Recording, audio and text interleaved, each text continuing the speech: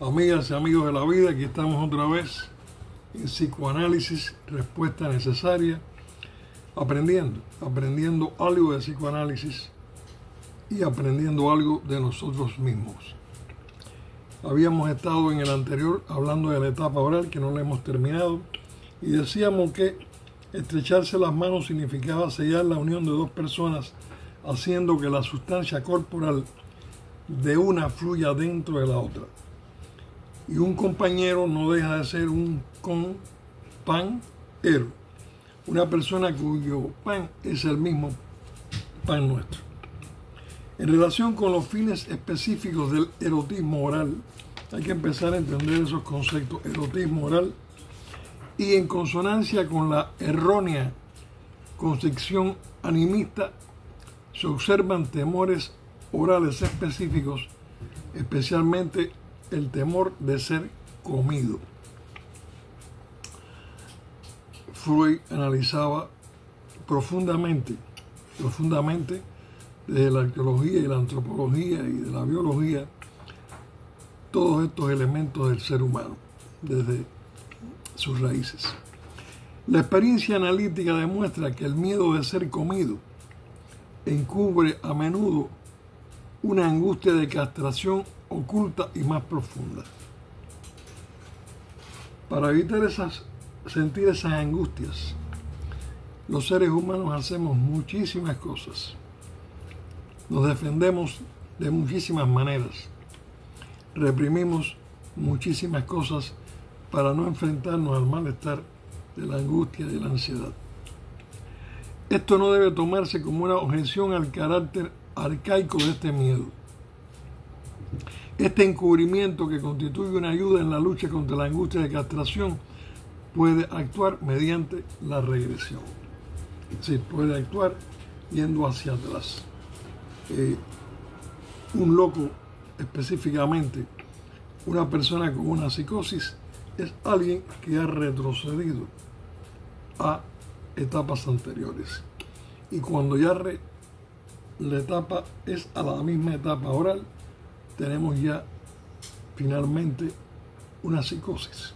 Una psicosis porque el que no puede pasar bien los primeros obstáculos de la vida, que es el afecto alimento, llamaríamos así, es muy difícil después seguir exitosamente. Es como los obstáculos y como los escalones de una escalera. La idea de ser comido, por supuesto, no siempre es fuente de temor, sino que puede también en determinadas circunstancias ser fuente de un placer oral. No solo existe el anhelo de incorporar objetos, sino también el anhelo de ser incorporado por un objeto de mayor tamaño. Muy a menudo los fines aparentemente contradictorios de comer y ser comido aparecen condensados entre sí. En el capítulo ya del yo se describe el anhelo de volver a unirse con un objeto al que se ha cedido la propia omnipotencia, esa omnipotencia primaria e infantil. Este volver a unirse es también percibido inconscientemente como una manera de ser comido por un objeto más grande y más poderoso. Depende de las circunstancias de cada caso individual el hecho de que esta idea vaya unida a un anhelo positivo o a una ansiedad. Ese famoso que juega con los puñales, con los cuchillos, ese que se dedica a estar cortando y picando animales. Vayamos poniendo todo esto poco a poco en nuestra mente. La experiencia clínica, hay algo que tenemos que entender. Es supuesto que para entender todas estas etapas y entender los conceptos y los términos usados, hay que hacerse de una base. Así que les recomiendo los libros de Freud, que son verdaderamente interesantes y que van dando la base a poder comprender esto que aquí estamos haciendo psicoanálisis, pero ya desde un aspecto ya un poquito superior, un poquito de técnicas y un poquito de hipótesis profundas e investigaciones que se han tenido de las experiencias con los pacientes.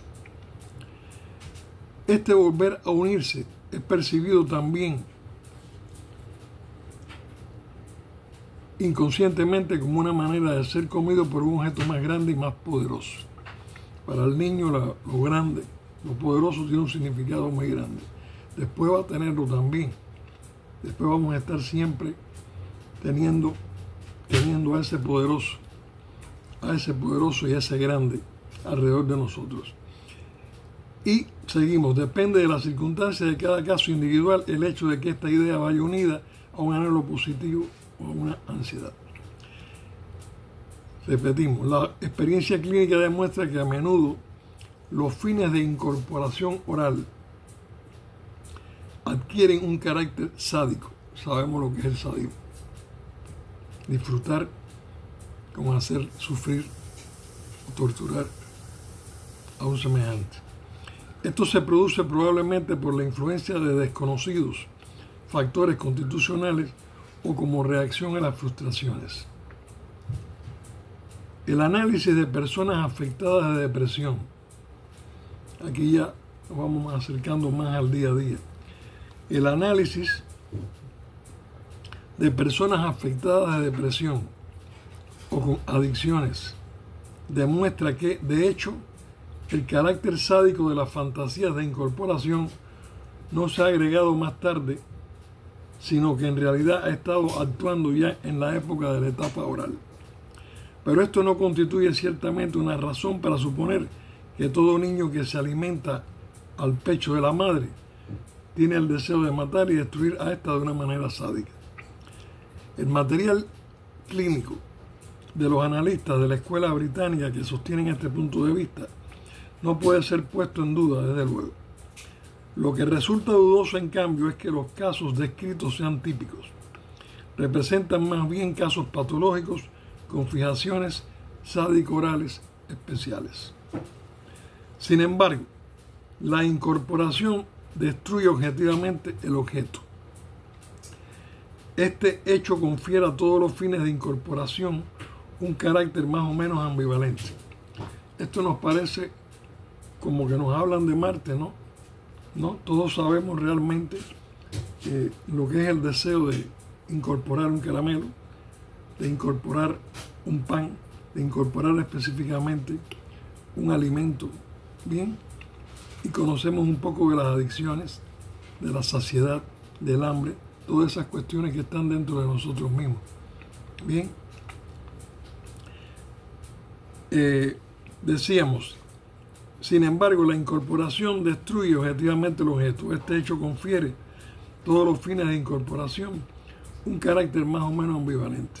En la ambivalencia se desea algo que no se desea, en fin. Ya hemos dicho que esta ambivalencia no existe desde el comienzo mismo. Mientras no hay una idea, mientras nosotros como bebé o niño en etapa oral no tenemos una idea de los objetos ya concretos, la identificación del objeto, no tiene sentido hablar de ambivalencia por ese momento. Pero tan pronto como se ha formado una idea de los objetos, el carácter objetivamente destructivo de la incorporación facilita el establecimiento de una vinculación entre ideas de incorporación y sadismo, especialmente cuando es el caso de haber sufrido frustraciones definidas. Las fantasías sádico-orales, sadismo oral, canibalismo, reconstruidas en análisis de personas fijadas oralmente, anotemos eso, el término fijación, y que se observan a veces en psicosis, locura, orientadas oralmente, tienen un carácter tan fantástico que algunos autores han llegado a opinar que las experiencias reales no tienen en su formación ninguna importancia. Sin embargo, estas fantasías expresan en realidad la forma en que un yo arcaico, no desarrollado, percibe a su manera erróneamente e interpreta una realidad frustradora. No olviden que estamos hablando de momentos iniciales de la vida humana, cuando todavía no hemos empezado ni a gatear. Abraham distinguió dos subetapas en la etapa esta oral. Una preambivalente en la que subjetivamente no existen los objetos y solo se busca la succión, el mamar, la succión placentera. Y otra ambivalente que aparece después de la erupción de los dientes y que tiene como fin morder el objeto. El análisis de perversos sádicos revela a menudo que en el fondo de sus síntomas hay una fijación al fin sexual oral de morder. Muy interesante en todos los torturadores del mundo esto. Bien. Esta correlación entre la succión y la etapa anterior a la instauración de los objetos por un lado y por otro lado entre el morder y las pulsiones sádico-orales no es sin embargo enteramente ajustada. A menudo pueden observarse fantasías sádico-orales de succión dirigidas contra objetos, fantasías de vampirismo pudiéramos decir. Entre las neurosis, el ciclo maníaco depresivo y las adicciones son los que presentan manifestaciones de fijación al nivel oral. Repito, entre las neurosis, el ciclo maníaco depresivo, hoy en día le llamamos mucho bipolar, y las adicciones son los que presentan manifestaciones de fijación al nivel oral. Sin embargo, puesto que en el desarrollo psíquico se observa la persistencia de niveles primitivos del desarrollo detrás de los niveles más maduros, las características entonces erótico-orales no faltan tampoco en todas las demás neurosis. No se olviden distinguir entre una neurosis, que hay muchas obsesivas, compulsivas, etc. Y recuerden también que el neurótico sufre mucho, pero todavía mantiene el testing reality, el sentido de realidad.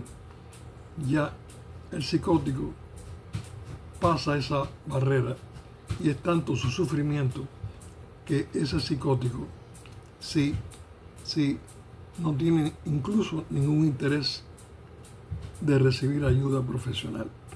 Vamos a dejarlo aquí hasta hoy y seguimos con algo tan fascinante como la etapa oral.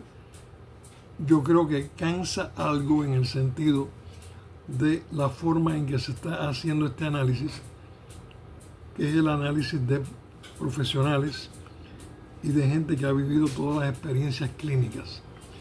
Amigas y amigos de la vida, sigamos. No podemos nunca temer la realidad. Tenemos que ser tan grande como Dios lo desea de cada uno de nosotros. En la próxima.